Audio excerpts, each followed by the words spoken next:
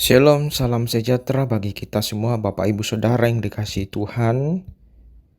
Puji Tuhan, hari ini kita bertemu di dalam Renungan Harian Toraya, edisi Selasa, tanggal 31 Maret 2026. Sebelum kita memulai segala aktivitas kita di sepanjang hari ini, mari kita datang ke hadapan Tuhan, kita berdoa. Segala puji dan syukur kami naikkan kepadamu, ya Tuhan Allah kami. Karena nafas hidup masih Tuhan anugerahkan bagi kami semua. Dan saat ini ya Allah, sebelum kami memulai segala aktivitas kami di sepanjang hari ini, kami mau datang ke hadapan hadirat-Mu yang kudus. Kami mau datang menyembah Engkau, mendengarkan firman-Mu.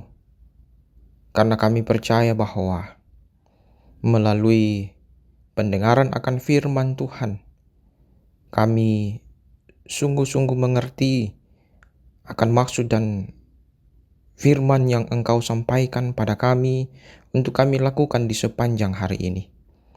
Mampukan setiap kami ya Tuhan untuk mengerti akan kebenaran firman Tuhan, sehingga kami boleh menjadi pelaku-pelaku firman, dan kami betul-betul dapat hidup menjadi saksi-saksi Kristus di dalam kehidupan yang Tuhan masih anugerahkan bagi setiap kami.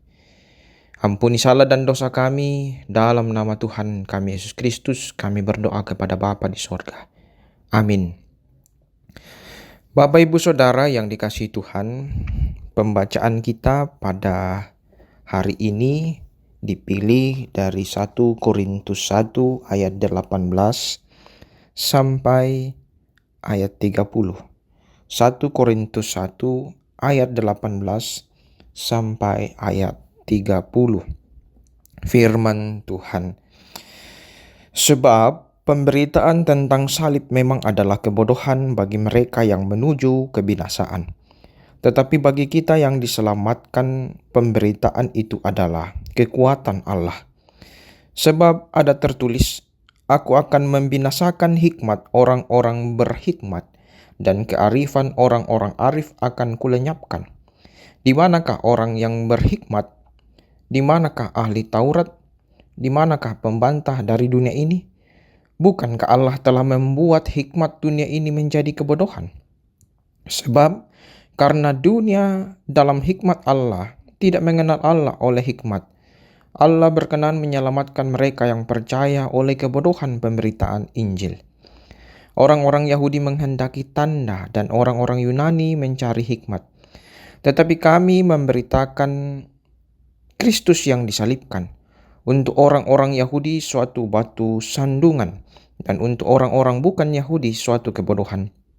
Tetapi untuk mereka yang dipanggil, baik orang Yahudi maupun orang bukan Yahudi, Kristus adalah kekuatan Allah dan hikmat Allah.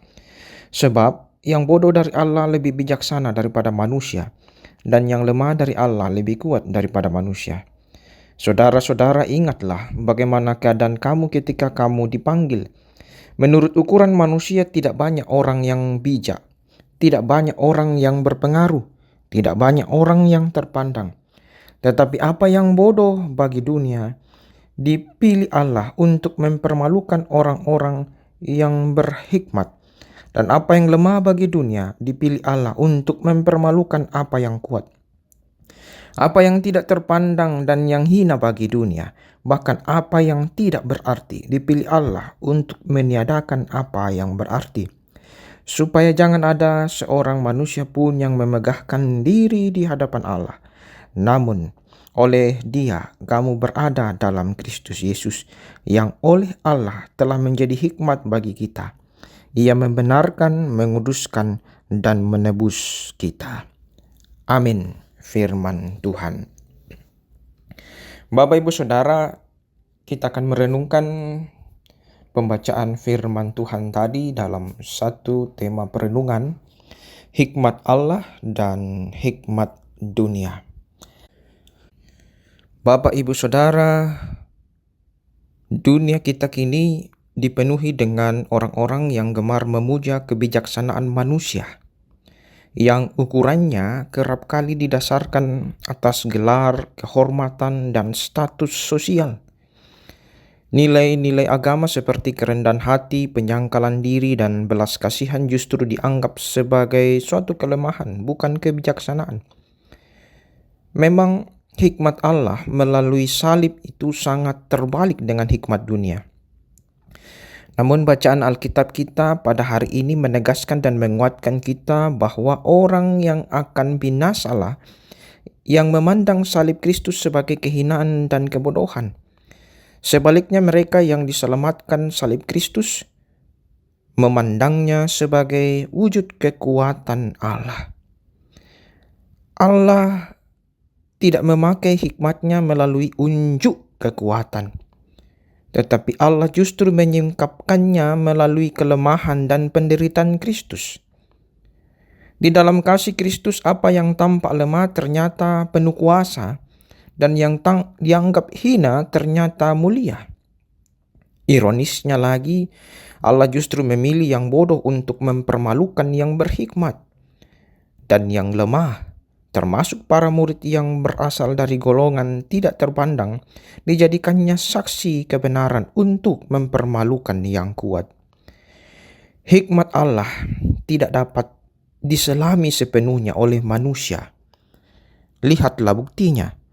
Bagaimana keberlangsungan sejarah manusia saat ini justru ditopang oleh nilai-nilai moral Kristiani yang hidup dalam nilai-nilai umum. Belajarlah dari kehancuran mereka yang mengandalkan hikmat manusia. Tetaplah percaya pada hikmat Allah yang mengundang kita untuk mengasihi tanpa pamrih, menghormati tanpa mengukur, dan memandang sesama sebagai saudara, bukan pesaing. Dalam hikmat Allah itulah kita akan menemukan hikmat yang sejati dan yang menghidupkan. Amin. Mari kita berdoa. Bapa kami yang ada di dalam sorga, kami bersyukur kepadamu. Karena kasih dan kebaikan-Mu, Engkau memberikan kami waktu dan kesempatan untuk memulai segala kegiatan kami di sepanjang hari ini. Dan terlebih dahulu kami boleh datang kepadamu, boleh menikmati persekutuan dengan Engkau, menikmati firman-Mu yang telah Engkau perdengarkan bagi kami semua. Tuhan, tuntunlah kami, topang kehidupan kami, melalui kuasa firman Tuhan yang telah kami renungkan bersama. Kami diingatkan, kami dikuatkan bahwa kamilah orang-orang yang telah ditebus, diselamatkan melalui pengorbanan Kristus di atas kayu salib. Kalau dunia melihat bahwa salib Kristus itu adalah kebodohan dan kehinaan, tetapi kami orang-orang yang telah diselamatkan melihat bahwa salib Kristus itu adalah kekuatan Allah yang menyelamatkan kami orang-orang berdosa. Dan kami bersyukur untuk itu. Kiranya ya Allah, dalam menjalani segala aktivitas kami di sepanjang hari ini, kami boleh terus berserah kepada Tuhan yang akan menolong kami, memampukan kami menjadi saksi-saksi Kristus di tengah-tengah kehidupan kami. Ampuni salah dan dosa kami. Terima kami yang datang berdoa kepadamu. Dalam nama Tuhan kami Yesus Kristus, kami berdoa kepada Bapa di sorga. Amin. Selamat menjalani segala aktivitas kita di sepanjang hari ini. Tuhan Yesus memberkati kita semua. Selamat pagi.